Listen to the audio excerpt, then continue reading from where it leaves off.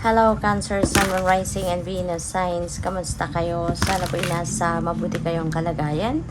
Welcome back po sa Star Tarot. At kung bago kayo dito, welcome din po kayo. Please subscribe, like, share my videos, and leave me a comment po kung nakaresonate kayo. Thank you.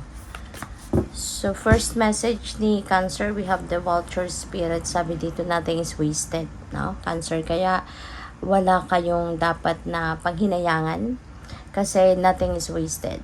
No? Walang nasasayang. Lahat ng ginagawa natin, there is a purpose for that. No? Merong specific reason ang bawat mangyayari sa buhay natin. Even if, let's say, merong mga bagay na pinag-effortan mo, diba? Maaring nasabi mo sa sarili mo na you've done everything you can, pero hindi pa rin nangyari, no? Yung gusto mo ninyong mangyari, 'di ba? Pero God knows, God knows na hindi nasayang, no? Or hindi masasayang kung ano man ang effort na ginawa ninyo. Kasi lahat ng 'yan, lahat ng bagay na nangyayari sa buhay natin, may rason.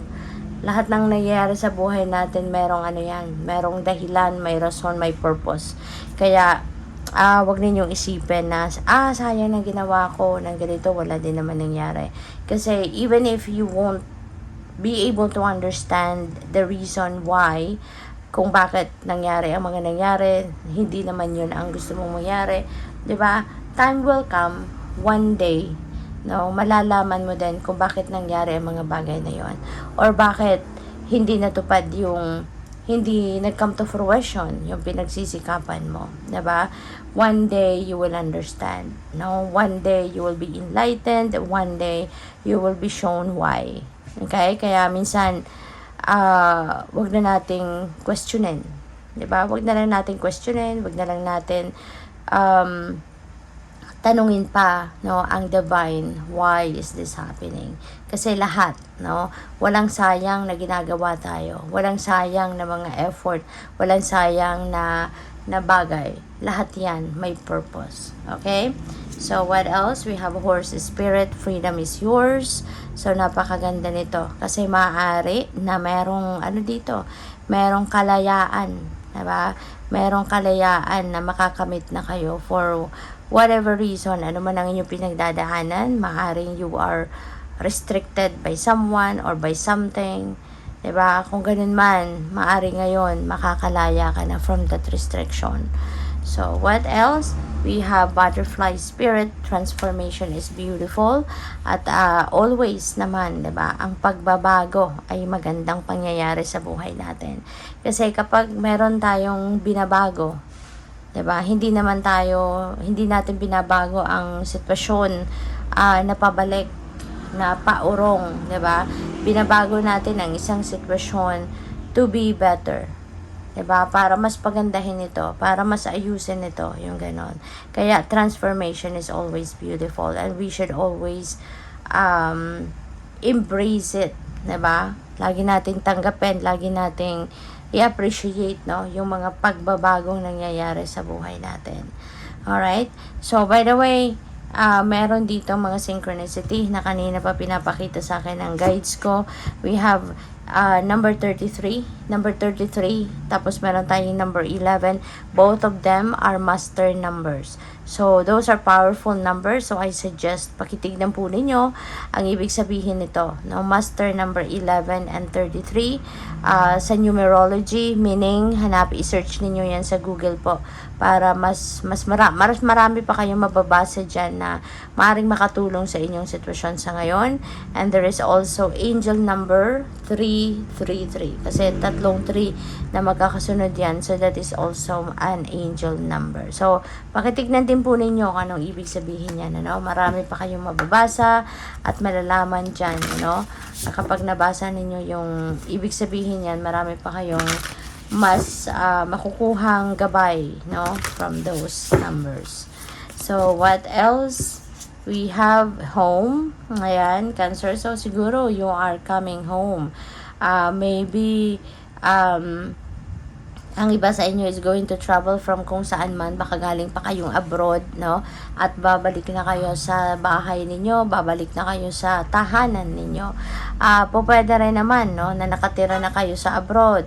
Tapos ngayon, maaaring nagbakasyon kayo somewhere and maybe you're going back home. 'Di ba?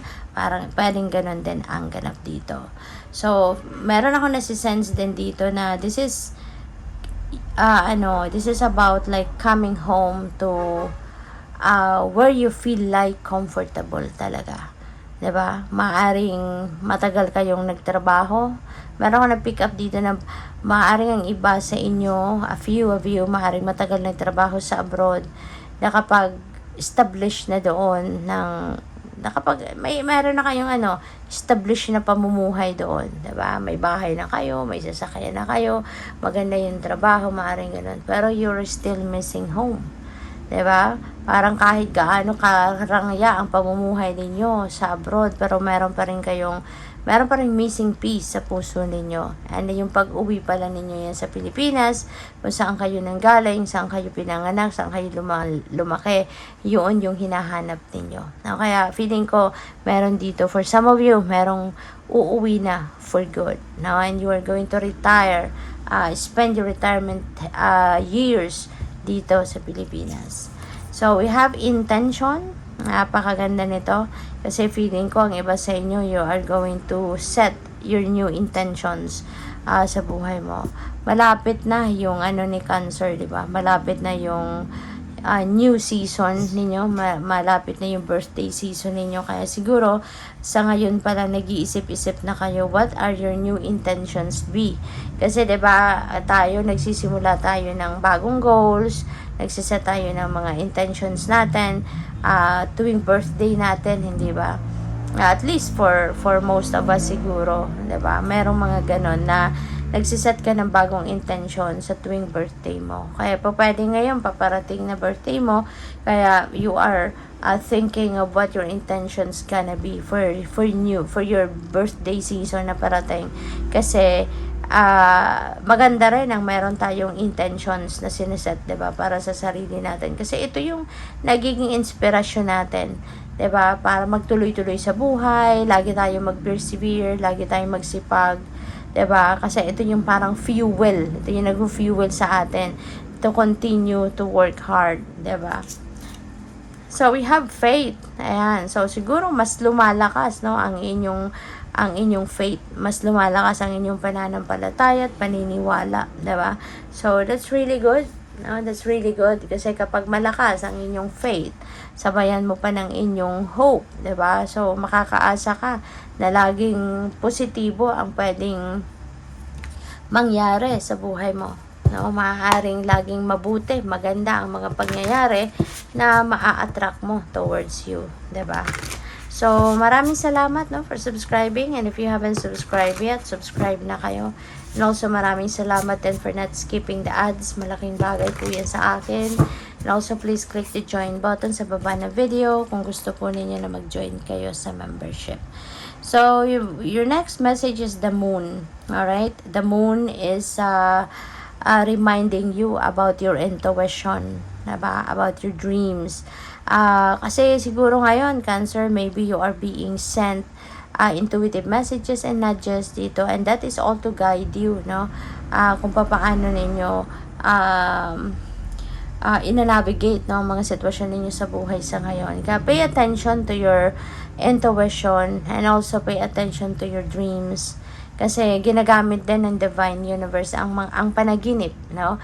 Para na makapagbigay din ng gabay sa iyo. Kaya pay attention to it. So we have Queen of Materials, napakaganda. Feeling ko dito, there is someone dito, a mother archetype. Ito si Queen of Materials. Kaya po pwedeng meron kang, baka nanay mo nga ito, lola mo, ganyan. Or kung sino man, na isang nanay na, or tumatayong nanay mo siguro, ganon. Na lagi nandiyan dyan nakasuporta sa'yo, no? Sa lahat siguro ng mga pangyayari sa buhay mo, sa lahat ng mga changes na nag-unfold sa buhay mo, merong isang parang nanay or totoong nanay ka na laging nakasuporta at laging nagpupush sa iyo to be better or to get better, no? At on the other note naman, si Queen of Materials is also an abundant and prosperous energy, no?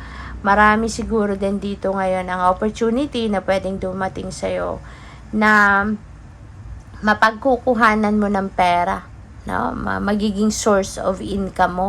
Maaring may panibagong income stream or mayroong panibagong money path, diba, na maaring mag-show up sa'yo sa ngayon, no? Kaya good luck sa'yo. So, we have the Empress. Wow, magkasama sila. So, siguro, you are surrounded with mother figures, mother archetype. Ito So, maaring surrounded ka ng mga tao na talagang maalaga, very nurturing, very caring, diba? Very nanay sa'yo, yung ganon. At, or pa pwede rin na ikaw ay isang nanay na.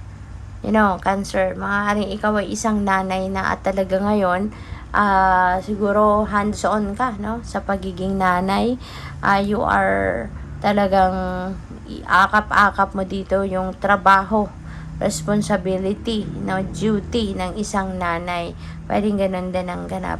And since si Empress, no, is a mother archetype, o pwede rin ang iba sa inyo, baka nga manganganak na kayo, or baka magbubuntis, no? Pwedeng ganun din. So, just take as it resonates, okay? Kasi hindi lahat ng mensahe dito magre-resonate sa'yo. So, kunin mo lang kung ano yung sumasakto sa'yo at kung ano yung hindi. Just let it fly kasi hindi yan para sa'yo. But, with the Empress as well, this is abundant and prosperous energy din. Kaya, most likely talaga, meron talaga ditong paparating na pera sa inyo, mayroong paparating na financial opportunity na pagkakaperahan ninyo at maaari, no, na yung pinaka isang area of life ninyo siguro na magbabago sa ngayon for the better is yung finances ninyo, dahil maaari ngang magkaroon kayo ng mga financial blessings sa ngayon. So good luck. Thank you for watching Love and Light. Namaste.